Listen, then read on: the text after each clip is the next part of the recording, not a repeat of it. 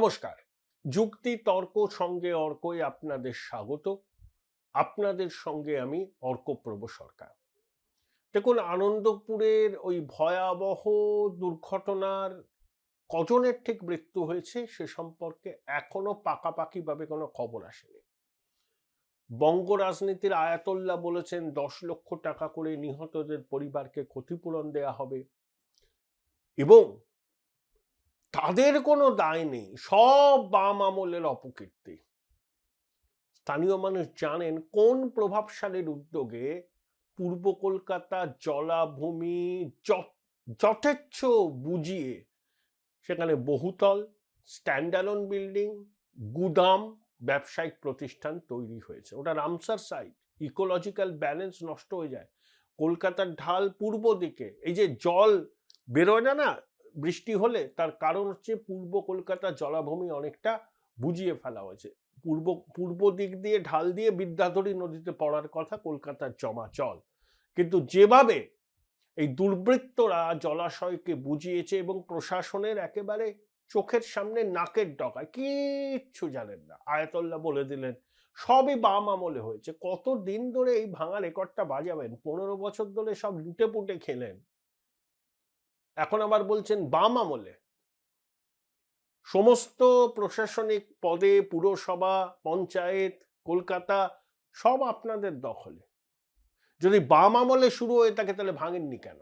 কোনো জবাব নেই। আর সাহিত্য সম্রাট সুজিত বসু, কেন বললাম তাকে জানেন? বুক ফেয়ারের মঞ্চে আলো করেছিলেন। 32 ঘন্টা লাগলো তার 12 কিলোমিটার পথ পেরোতে। অন্য সময় কি দেখেন? মাথায় হেলমেট পরে মিডিয়া কন্টিনজেন্টকে সামনে রেখে রাত জেগে আগুন নেবানোর কাজ তদারকি করছেন দমকল মন্ত্রী। আর এবার 32 ঘন্টা পেরিয়ে গেল 12 কিলোমিটার পথ যেতে। যাই হোক, এটাই আমাদের মেনে নিতে হবে, এটা আমাদের নিয়তি। আপনাদের আবার কৃতজ্ঞতা জানাই সহায়তা করার জন্য। আশা করি আগামী দিনেও আপনাদের সহযোগিতা থেকে বঞ্চিত হব না। থ্যাঙ্কস বাটনে ক্লিক করলেই সুপার থ্যাঙ্কস, আপনাদের সহযোগিতা আমার কাছে আসবে। দেখুন, কমিশন এবং রাজ্য সরকারের দ্বৈরথ কমবে না। এই যে 3জন আধিকারিক যাদের রোল অবজারভার হিসেবে কমিশন নিয়োগ করেছিল, তাদেরকে রাজ্য সরকার অন্য দপ্তরে বদলি করেছে। কমিশন বলছে তারা ডেপুটেশনে আছে, নির্বাচনের কাজে কমিশনের ডেপুটেশনে আছে, তাদেরকে রাজ্য সরকার বদলি করছে কমিশনের সঙ্গে কোনো কনসাল্ট না করে, চিঠি পাঠিয়েছে। শোনা যাচ্ছে নন্দিনী চক্রবর্তী একটা চিঠির উত্তর দিয়েছেন মাননীয় মুখ্য সচিব, যে এখনো কেন ওই 4জন আধিকারিকের বিরুদ্ধে এফআইআর করা হয়নি কমিশনের নির্দেশ মেনে। কমিশন জানতে চেয়েছিল মুখ্য সচিবকে, মুখ্য সচিব নির্দিষ্ট সময়ের মধ্যে চিঠির উত্তর দিয়েছেন, কিন্তু সেই চিঠির বিষয়বস্তু এখনো প্রকাশ্যে কমিশন আনেনি।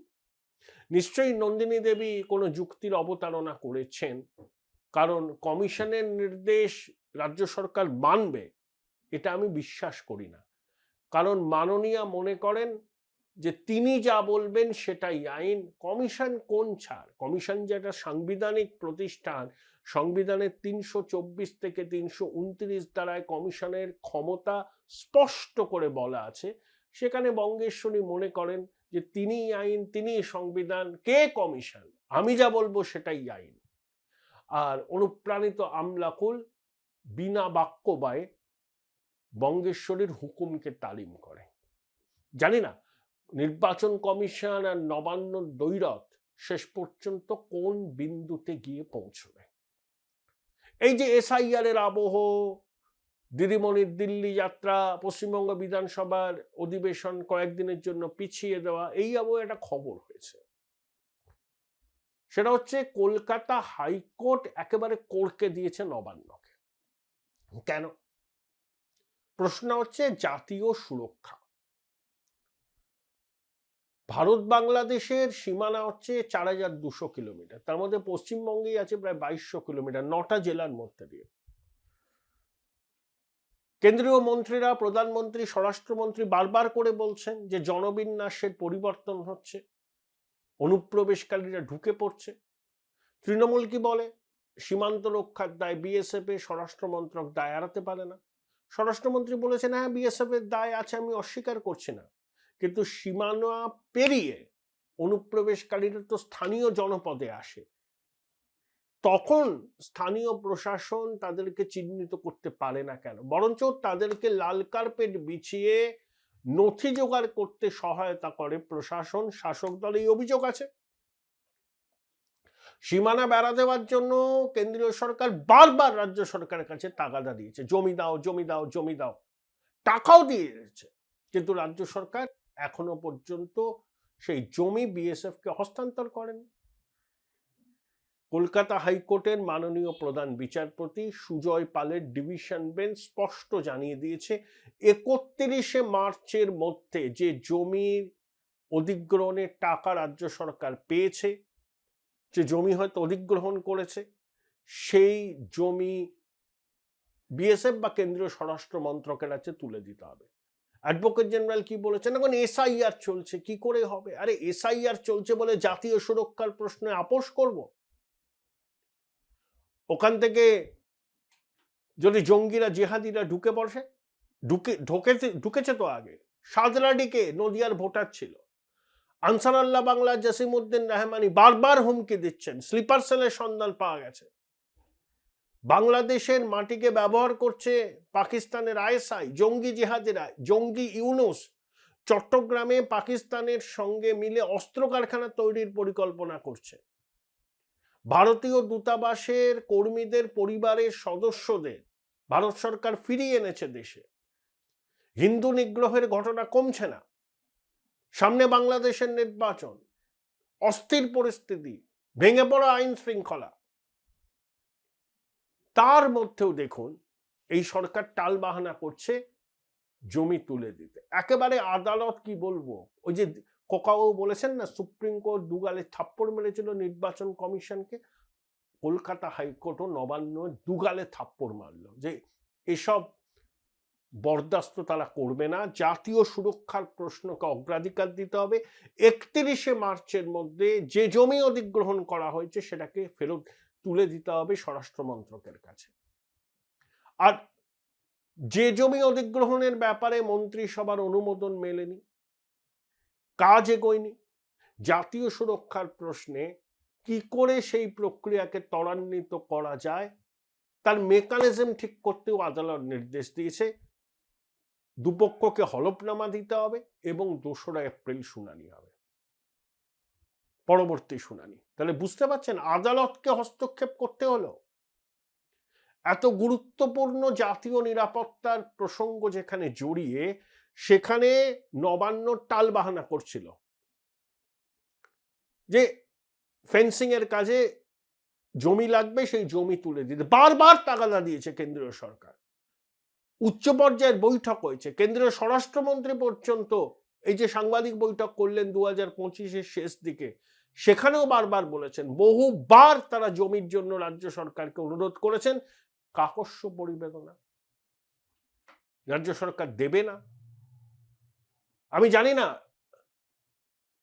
বঙ্গেশ্বরীর মতিগতি তো ঠিক নেই, এই হাইকোর্টের নির্দেশের বিরুদ্ধে সুপ্রিম কোর্টে না চলে আবার কপিল সিব্বাল, অভিষেক মনু সিংভি, স্যাম দিমাগ বিরাট সওয়াল করবেন। জাতীয় স্বার্থ, জাতীয় নিরাপত্তার বিষয়টা যেখানে জড়িয়ে, সুপ্রিম কোর্টে চ্যালেঞ্জ করে গেলেও আমার মনে হয় না সুপ্রিম কোর্ট এটাকে খুব এন্টারটেইন করবে, বরঞ্চ আরো কোনো কঠোর নির্দেশও দিয়ে দিতে পারে।